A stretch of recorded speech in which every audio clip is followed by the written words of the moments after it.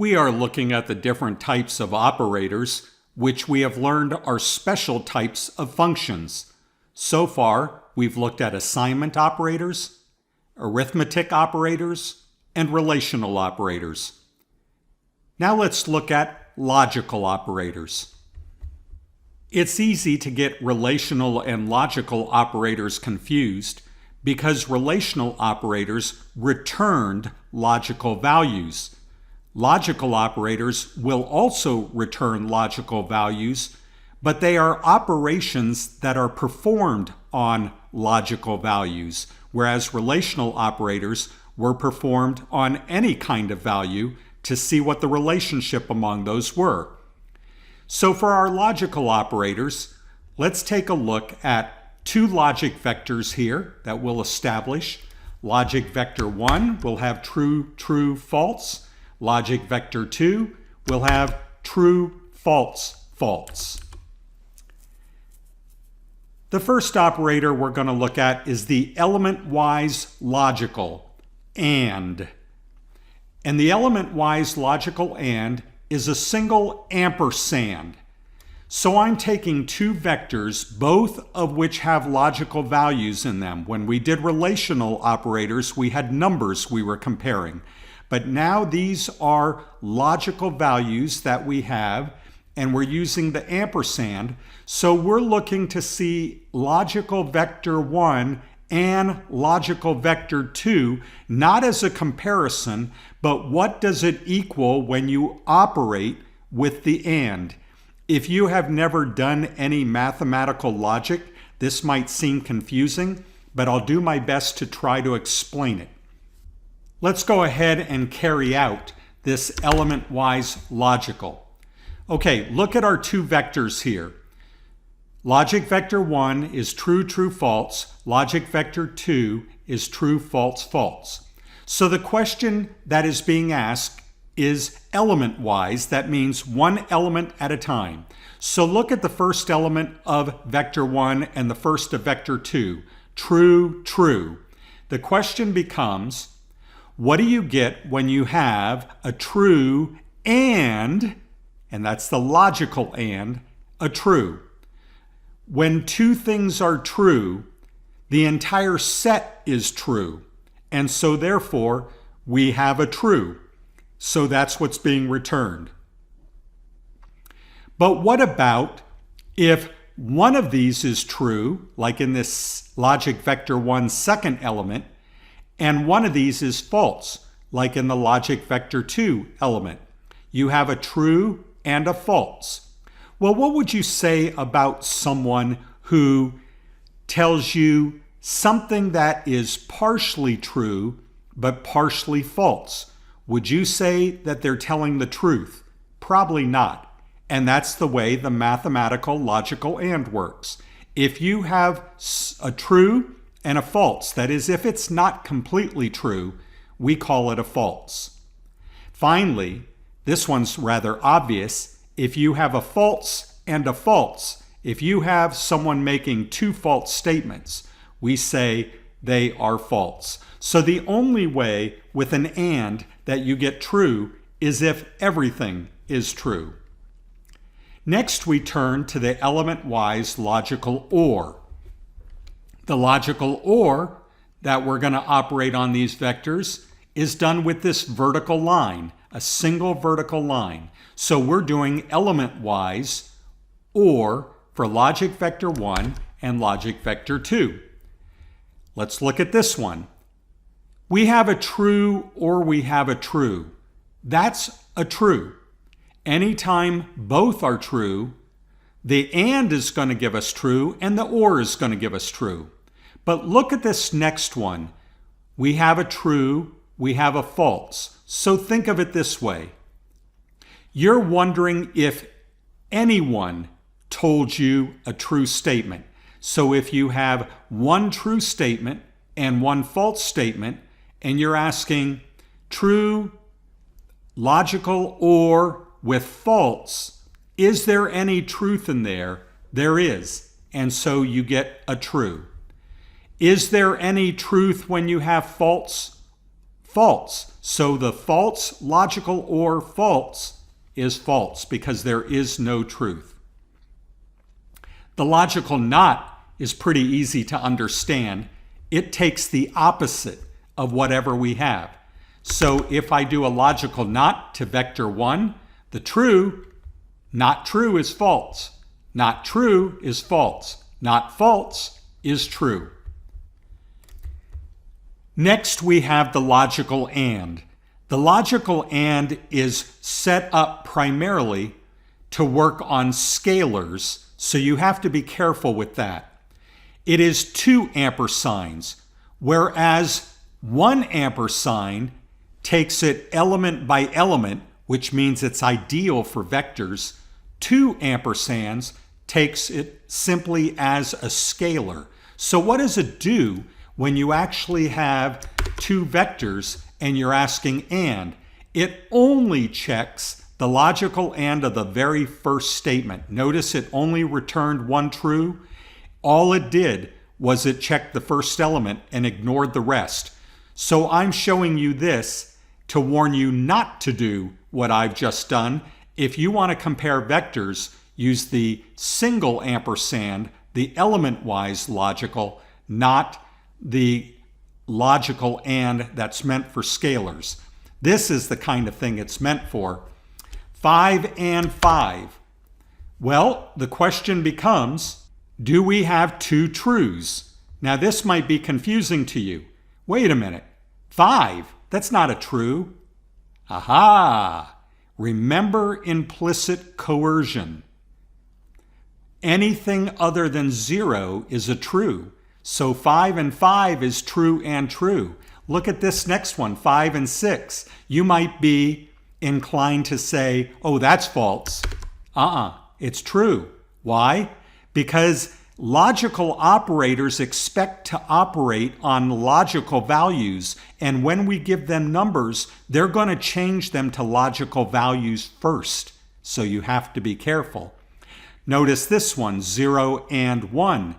That is a logical false and a logical true. So when we take the AND of a true and a false, we get a false. Similarly, the logical OR is 2 vertical lines. Again, I'm warning you, don't do this on vectors. It will only check the first value. So it's asking true or true? Yes, it's true. Here, true or true? 5 or 5? True. 5 or 6? Remember, they're both true, so true. False or true is true, because OR looks for any truth. So the logical operators are element-wise logical AND element-wise logical OR, which are great for vectors. Then the logical NOT, which can be used for vectors or scalars. The logical AND, which should only be used for scalars. And the logical OR also should only be used for scalars, that is, vectors of size 1. Finally, we have the miscellaneous operators, the everything else. The first one's a very valuable operator. Do you see it? Look on this line, 1 to 10. Do you see any operator here? Yes, the colon. What the colon is a sequence operator. So what this does is gives us a shortcut for creating a sequence, in this case, from 1 to 10. So when I create this vector 1 to 10, look down here, it's actually a vector now that's length 10 elements, 1, 2, 3, 4, 5, 6, 7, 8, 9, 10, with this simple little 1:10. The in operator will return a logical to tell us whether the value that we have out front of the in, this is a 5 in this case, is present as one of the elements in the 1 to 10 vector. The in operator is %, the word in, %. So is 5 in this 1 to 10 vector? Yes, it is. Is 12 in this 1 to 10 vector? No, it is not. Now there is one more operator that is special for matrices. And if you've not had matrix algebra, it is something that might seem confusing to you, and you can go ahead and set it aside, because later on we're going to talk more about matrices and I can explain this in more detail. But for those of you who are interested, let me show you the matrix multiply. Now all of you can follow this first part. We're creating a matrix A, we're creating a matrix B. Let's go ahead and look at those matrices. There's A and there's B. Here's matrix A and B.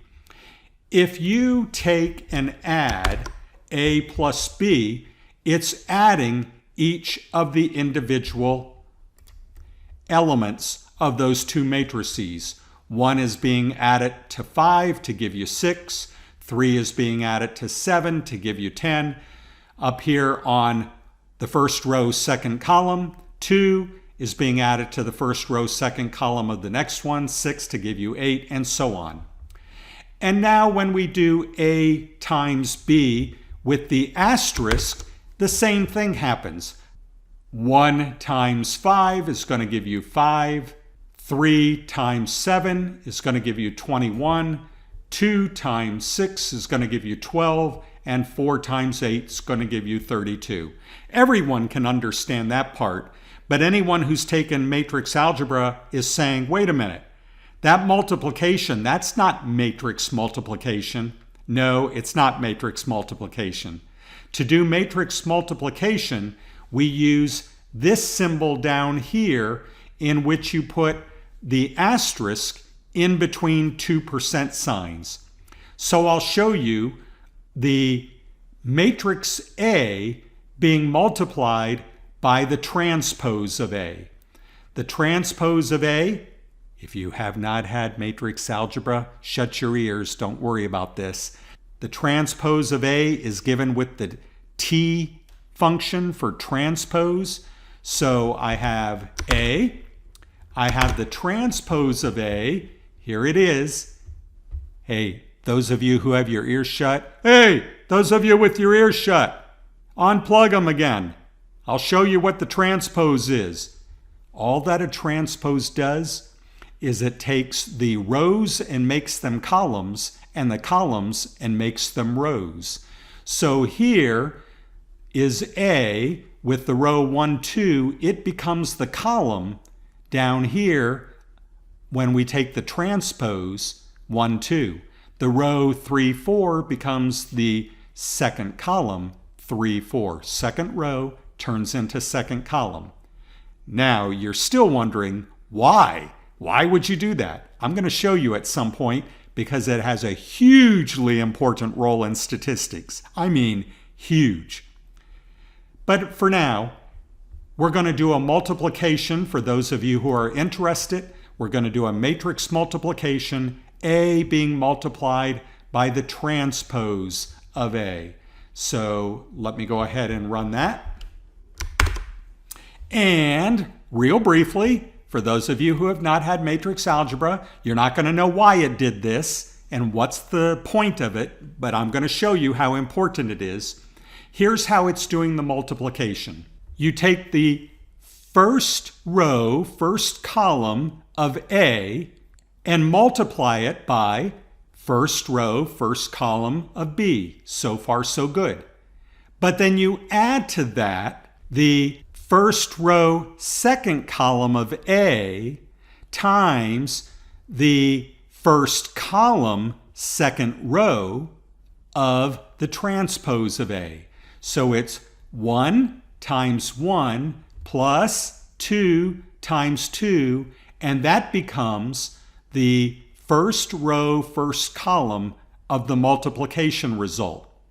Then to get the first row, second column result, you multiply in the same fashion the first row of the first matrix times the second column of the second matrix. So that's 1 times 3 plus 2 times 4. That would give us the 11. That would be in the first row, second column. Now to go down to the second row, first column, you take the second row for the first matrix, multiply it by the first column, 1 and 2, so you have 3 times 1 plus 4 times 2, that's the 11 down here in the second row, first column. And finally, for the final result here in row 2, column 2, you take row 2 of the first matrix, 3 times 4, multiply each of those elements by the second column of the second matrix, 3 and 4, 3 times 3 plus 4 times 4, that's the 25. So there you have a brief Cliff Notes crash course in matrix multiplication. Again, hugely important in statistics, but again, not important for you really to understand now. But I am showing you for completeness a final operator. That's the matrix multiplication operator, not to be confused with what we saw here on line 705, A asterisk B. This is the matrix multiplication, the asterisk between 2 percent signs. So our miscellaneous operators are the sequence operator, the in operator, and the matrix multiply with transpose operator.